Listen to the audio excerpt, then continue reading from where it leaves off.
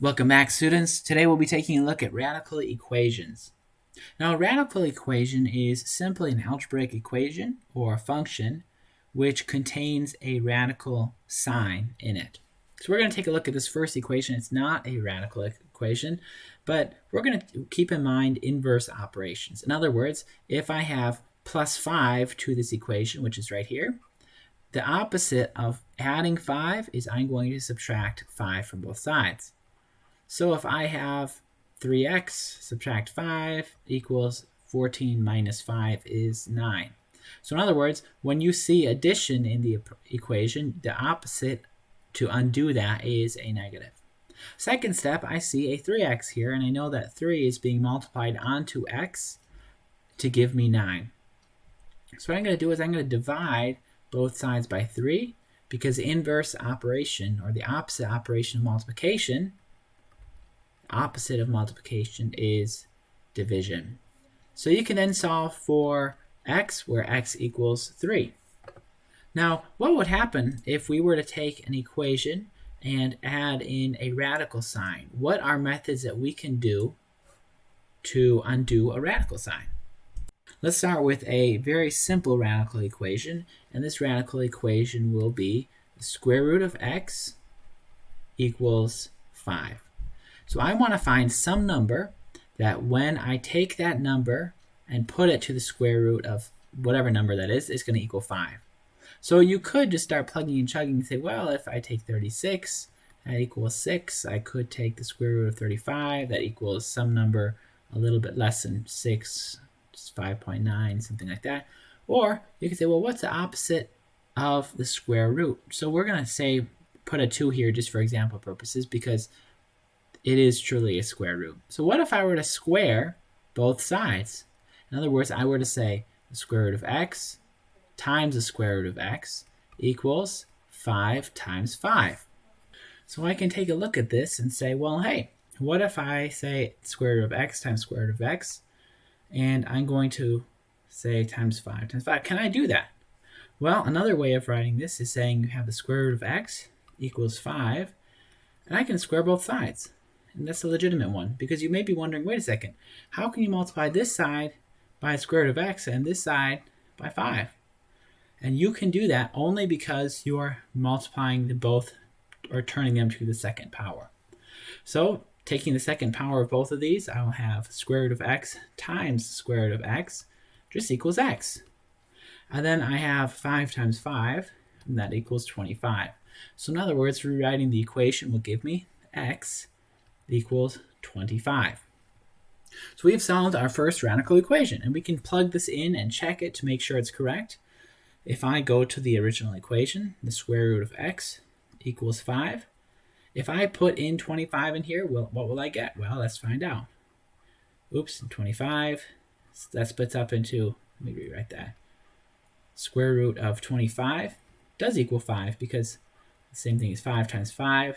Square that to give it 5, and there you get 5. So it actually ends up solving and working out pretty nicely. Let's take a look at the second example, in which we have the square root of x equals negative 8. Now when we look at this, there's something a little bit funny going on, but we'll get there in just a second. So let's square both sides. So I can rewrite this as x, the square root of x squared equals negative 8 squared. So squaring both sides, I have x equals, because you can say the square root of x times the square root of x is just x. And then negative 8 times negative 8 is positive 64. So you're like, wait, we found the answer to our equation. So let's just check this to make sure it works. So I'm going to put in 64 in for x, and that equals negative 8. But you look at this and you're thinking, wait a second. The square root of 64 equals positive 8. And when I look at this algebraic equation, I have positive 8 equals negative. And that's simply not true. You did everything correctly, and the mathematical steps were correct. However, because this square root removed the negative, then there is no number that can make this equation true. And so you can say this equation is false. Let's take a look at another example. We have the square root of 3x plus 2 equals 8. So you could do a couple things. If I were to square both sides, what I'd have to do is I would have to square everything here and FOIL that out, which kind of sounds like a pain. So before we do that, why don't we add 2 to both sides? I'm sorry, subtract 2 from both sides. So I'll do that. So I have the square root of 3x equals 6. So I look at this and I start thinking to myself, what can I do to get this x outside of the radical? Because at this point it's stuck. So I can square both sides, and squaring both sides will eliminate everything, or eliminate the radical sign. So let's just square both sides, and that gives me, this is the square root of 3x times the square root of 3x, which is really just the same thing as 3x. Then on the other side, I have 36, so I can just rewrite that down here as 36. Divide both sides by 3, and I have x equals 12.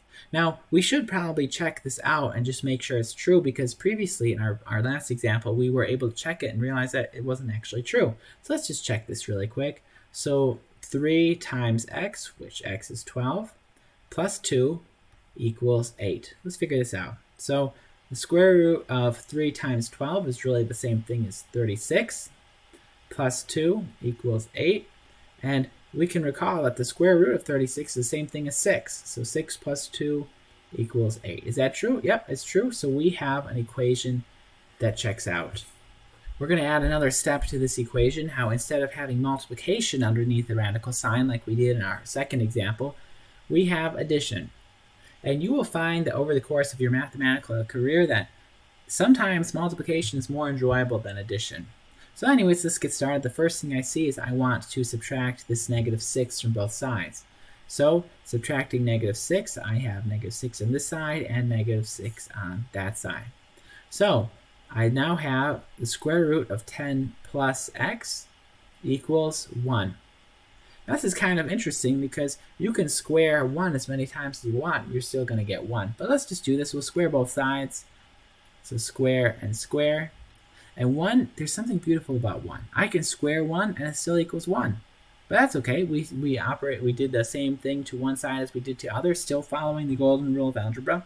And so we have this squared, which is the same thing as 10 plus x. And 10 plus x equals 1, so now I'm going to subtract both sides. Subtract 10 from both sides, giving me x equals negative 9. So let's just plug this in and see if it works. So I have 10 plus a negative 9 plus 6 equals 7. Well, we know that 10 plus negative 9, or 10 minus 9, is 1. The square root of 1 plus 6 equals 7, and the square root of 1 is just 1. So 1 plus 6 equals 7. That's true. So we have an equation that solves. So we can say x does, in fact, equal negative 9. Here's our last equation. We have negative 4 times the square root of x equals 28.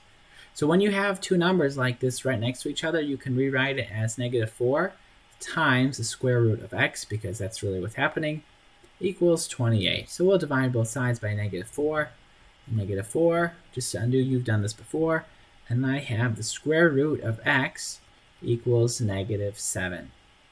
So let's square both sides once again, because squaring both sides will eliminate the radical, because the goal is to get x on its own without any signs or symbols next to it. So square root of x times square root of x equals x.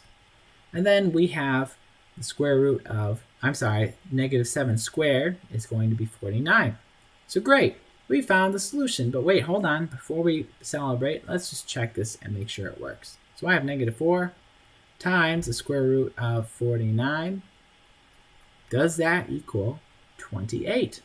Well, the square root of 49 is the same thing as 7. So far it looks like it's good, but hold on. Negative 4 times 7 is negative 28. So negative 28 does not actually, in fact, equal 28. And so there's no solution.